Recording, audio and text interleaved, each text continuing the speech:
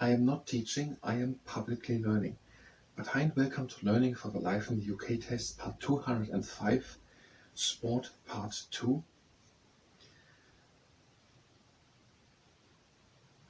While doing leg injury prevention training, and if you participate in the leg injury prevention training, let's set your arms. So we're going to read what is here written in the little advisation point here. The last time we did it with the inventions, we first went through all the inventions in detail, but we weren't really expecting that we actually have to learn all the dates and not just the inventions and to understand them. Now, before we're going through these noble British sportsmen and women listed here, we're going to read what they're saying us. Make sure you are familiar with this list of sportsmen and women, including which sports they are famous for and any medals won or records achieved.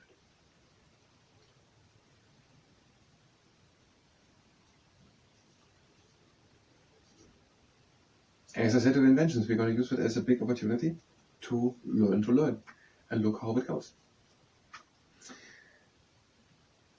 So we already had in part 1 that there are sports as many important for many people in Britain, and some sport is done in stadiums, for example, Wembley Stadium in London or in Cardiff, and the Principality Stadium. I don't know if Principality Stadium is the name or just that it means it's the Principality Stadium. And sports done in the United Kingdom are, for example, swimming, tennis playing, football, I think it's just football, and ski, it's just ski, and gymnastics or something like that. And some famous sports, which are known all around the world, began in Britain 150 years ago, for example, cricket, football, tennis, golf, and rugby.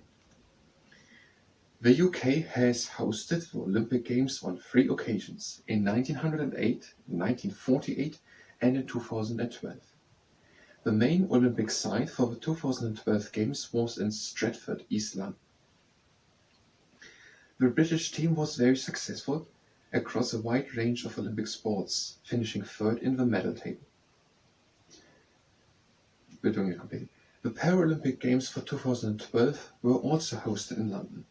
The Paralympics have an origin in the work of Dr. Sir Ludwig Guttmann, and there's he said that is maybe oversimplified. And Dr. Sir Ludwig Guttmann was a German refuge at the Stoke Mandeville Hospital in Buckinghamshire. Dr. Guttmann developed new methods of treatment for people with spinal injuries and encouraged patients to take part in exercise and sport. Now all what we had here, and then we're going to do the leg injury prevention training. Completely. And nothing new after that.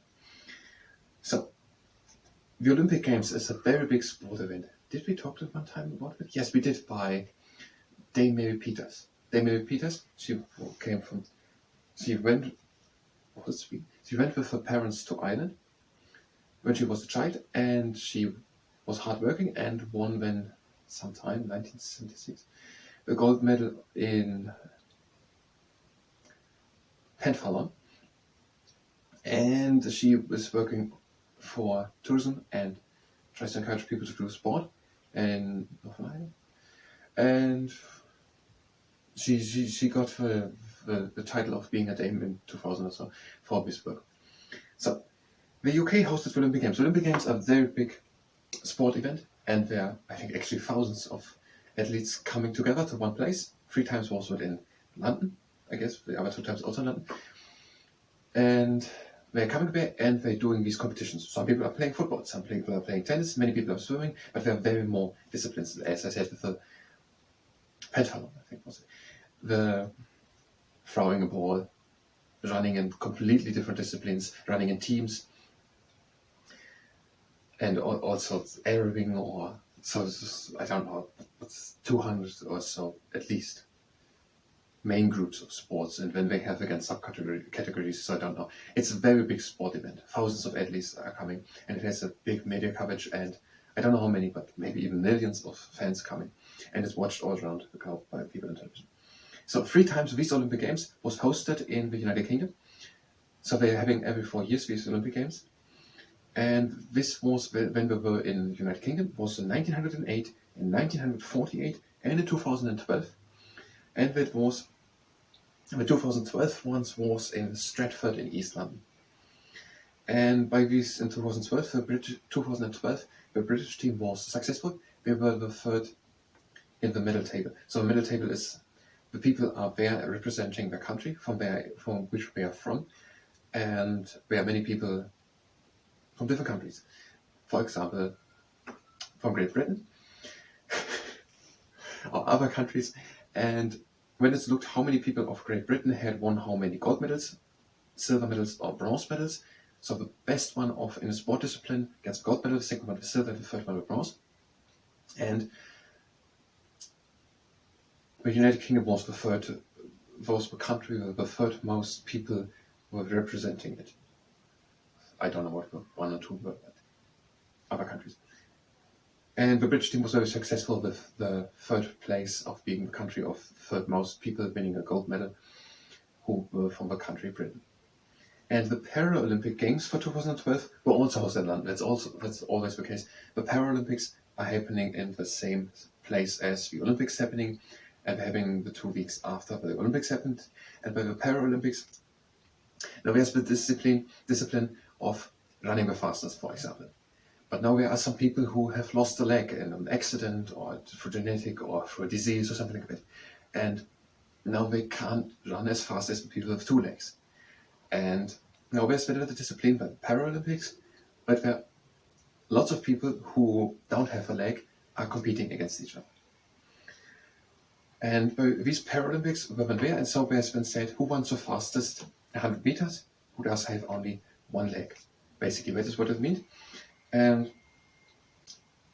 these were in London also in 2012, and the origin of these Paralympics goes back to Dr. Sir Ludwig Goodman, who was a German refuge, and he was at the Stoke Mandeville Hospital in Buckinghamshire.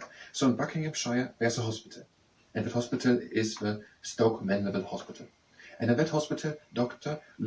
Sir Ludwig Goodman had worked. And Dr. Sir Ludwig Goodman, working at the Stoke Mandeville Hospital in Buckinghamshire, he had developed new methods to treat people who have a spinal injury or encouraged patients to take part in exercise and sport. So some people get a spinal injury through, in this case, just through injuries. Otherwise, it wouldn't be an injury. So the spine is the bones running down from the neck to the pelvis and the back, and they can be injured through a car accident or a fall or something like that. And if they are injured, which can happen, then through the spinal cord actually. No, just spine.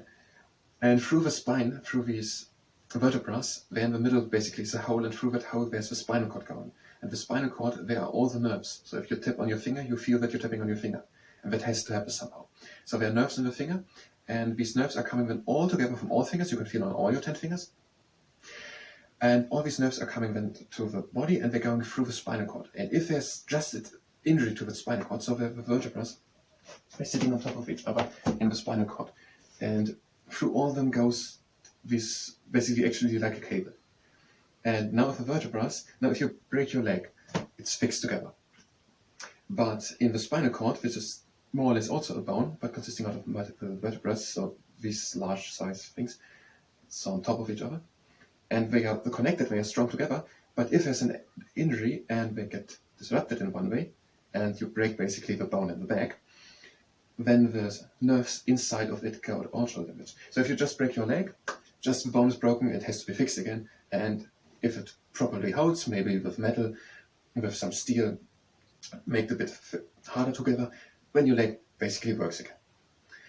But if the vertebrae in the spine break, maybe we get the vertebrae back together, stacked on top of each other, but the nerves, the cable inside of it, is ripped. And humans are not yet able to repair that cable.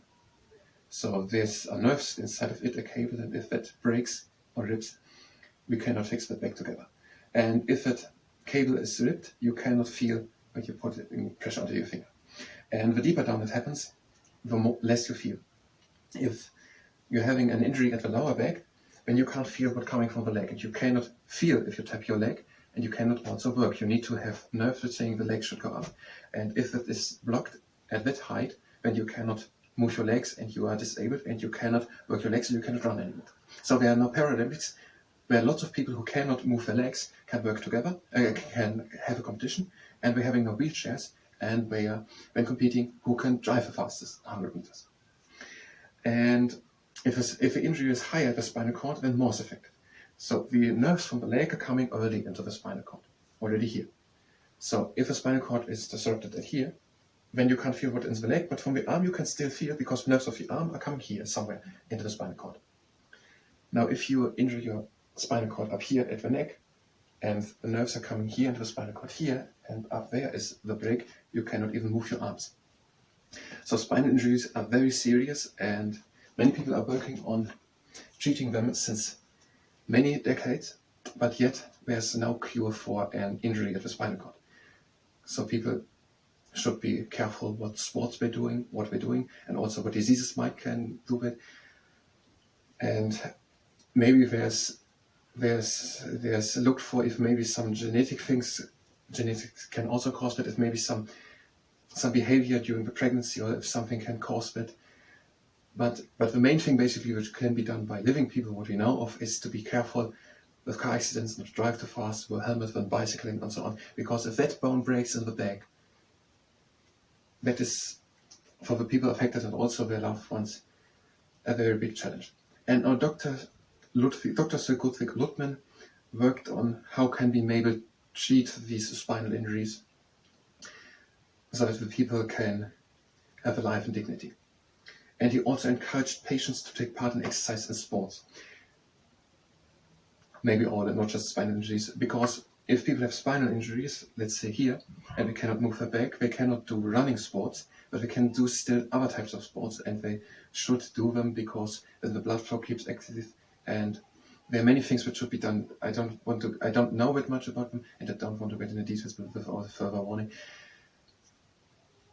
If an exercise is done with the upper part of the body, that also helps the whole body to work. Because spinal injuries are not curable, and they are for the rest of life. Maybe if they had a bicycle accident and they were 12 years old, they're going to stay for 60 years without being able to move their legs, and it has consequences for the whole body. So I encourage patients to do sport. Of course, professional sport, which is looked through, which actually is properly. And that is what is already here. Now I can talk so long and I can't do the leg intervention training. We will do it anyway because we have only 3 minutes. Let's do again some very short. We're breathing in, a little over, and out. If you participate in the leg intervention training, that is at your own. And again out. Again in. And out. Again in. And out. Now breathe in and close the legs. And out. And let's do some little exercises. One leg comes up into a right angle with a flexed foot. We're having even lined hips with the taller with the back. And now we just bring the leg to the outside. And we're breathing in. And again out, the leg back into the middle. And down. And another time. The leg up, right angle with the leg, flexed foot, even lined hips, taller with the back. And to the outside. We're breathing in. And again out, the leg back in the middle, and control down. The other leg up, to the outside. Breathe again in. And again out, the leg into the middle, and control down. And again, one leg up, to the outside. Breathe again in. And out, back into the middle, and control down. Let's do the last exercise, the heavy swing loop. Leg up, right angle with the leg, flex body and hips taller with the back, and we're pressing against the leg. Not too much, we are not properly warmed up. We're having a little bend in the elbow. And we're bringing the leg to the outside. And again, back into the middle. Cannot do another time. And the other leg, same setup. Pressing a bit at the outside. And we're opening the leg slowly. Even line hips and taller with the back and a little bend in the elbow. And again, back into the middle. And control down. And now just a closing exercise, we're breathing in. And out. And in. And out. Again in. last round. Out. Close the leg. Out. So this was a very short leg intervention training. I thank you, and we will continue there with people of the United Kingdom who have won medals. On the next part, I thank you very much, and until next time.